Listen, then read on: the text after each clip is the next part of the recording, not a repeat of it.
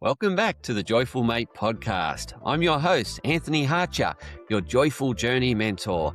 And today we're talking on the topic of uncertainty.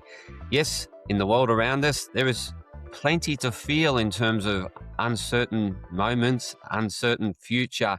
And there's a lot going on. And I can understand why people might be feeling a bit anxious about the future and not sure what to do, and actually get caught up in the anxiety and get paralyzed and have to, in a sense, feel stuck. You feel stuck when you're paralyzed and you feel that you can't move forward.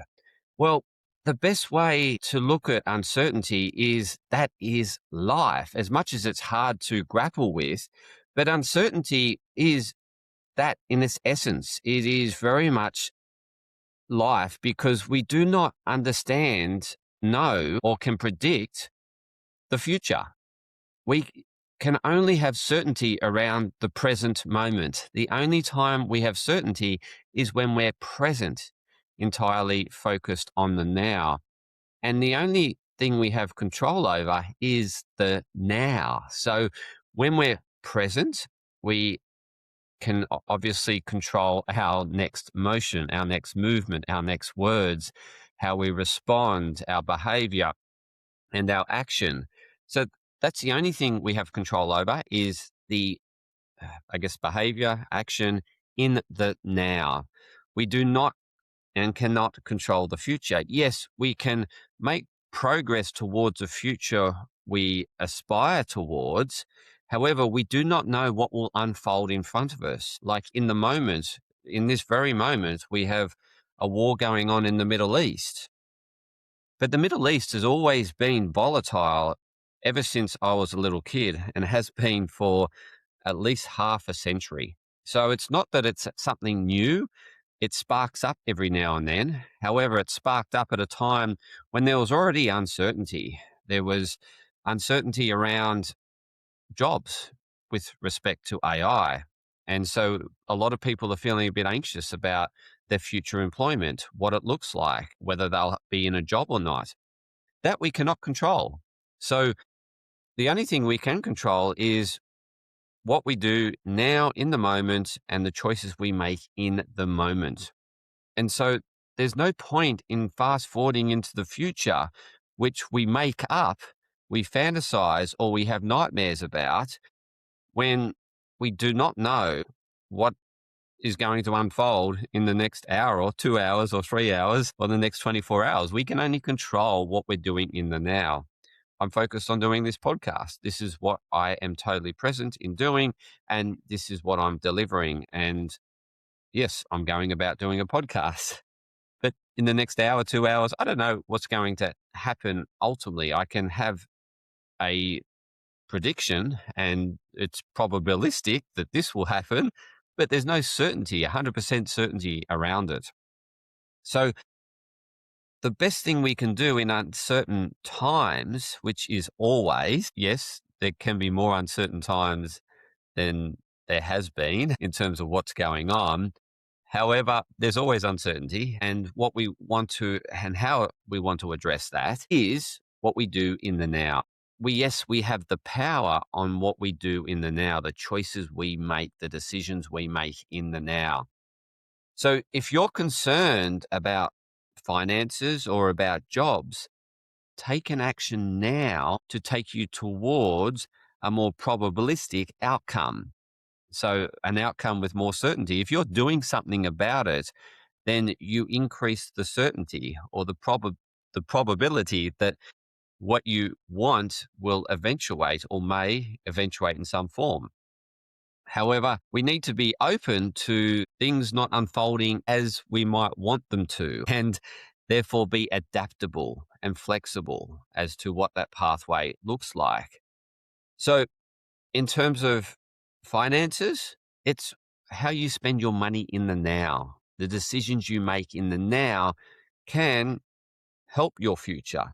So if you're concerned about cash flow and not having enough, then look at where you're spending your money and spend it more wisely so that you can help address the future situation. So yes, then you're making a decision and taking an action that's progressing you towards a more probable outcome in terms of better, improved cash flow. We don't have total control over our income, yet we can make decisions and take actions to improve the certainty or improve the probabilistic that we'll still be in employment. So yes, we can work smarter. We can stand out in terms of wanting to be that person that is looking at how the company can better navigate the change, because not only employees are uncertain about the future, companies are uncertain about the future. The threat is everywhere in terms of AI. It's not just employees, it's also companies. And so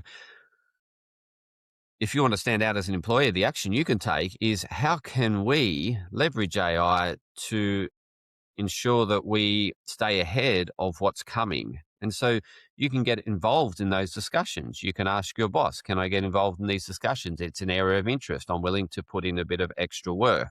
And so if the company sees you as someone that's helping them navigate the change, then they're most likely to hold on to you because they see you as an important part of this navigation.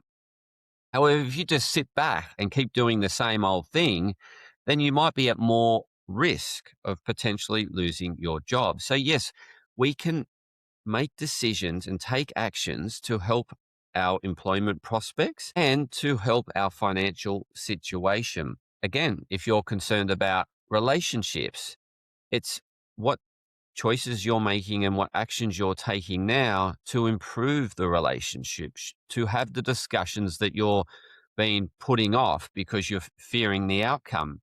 Maybe it's time to have those discussions. And we can do this in all areas of life. We can, in terms of like, if we're uncertain about, I guess, food security or things like that, it's looking at what you can do in order to best navigate that. And for example, it might be, buying some frozen goods and keeping them in the freezer. Then that's going to calm your nerves because you've got a bit of security around, knowing that you've got a bit of food in the freezer. And so, again, it can just be taking little steps in order to put at ease your mind that you're making progress in an area that you feel stuck or you don't have as much control in.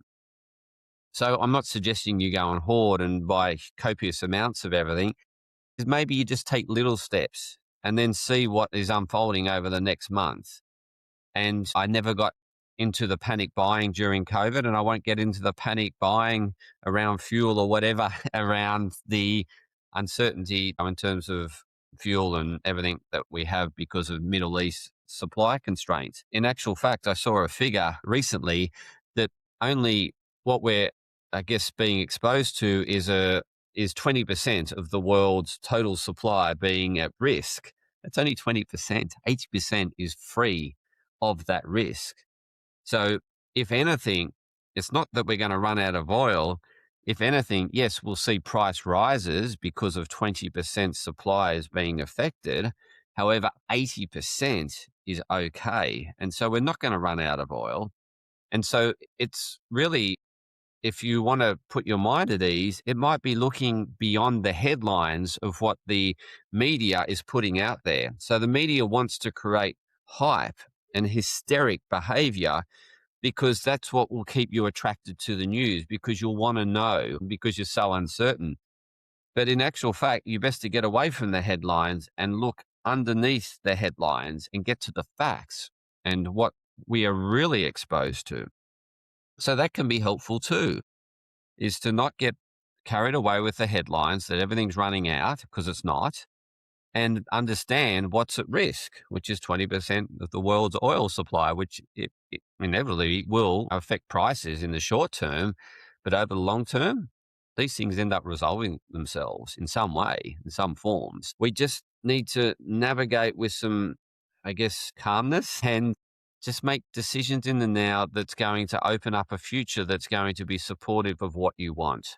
And I've shared what that could look like. Again, that's going to look different for everyone. So it's just looking at what your biggest concerns are and then what action can you take now to reduce that concern and take that action today? Please share this with others that are a bit carried away with the hysterics around world oil supply shortage and AI disruption and all that. It's can be helpful to hear a different perspective. It's not as bad as what, the media portray things out to be. And we can do something about it in the now. But yes, the future is uncertain and it always has been and always will be uncertain. The only certainty we have is in the present moment with the decisions we make and the actions we take in the present moment. And make those decisions and actions go in a direction that you would like to open up or to create. And yes, it might not open up or create as you envisaged. However, you'll be making progress towards it and you'll just deal with the obstacles as they come, as opposed to, thinking that it's no good, I give up, and it's hopeless. In actual fact, nothing's hopeless. We can make better decisions in the now to help open up a more optimistic future as to what you want. So I hope you enjoyed the episode. Please share it with others that might be challenged with uncertainty. And always, if you need support, please reach out to me. There's a free booking link to spend some time with me to help you see a different perspective, to help you along your joyful journey. Please click on that link and book some time with me. I'd be happy to serve. Thank you for listening.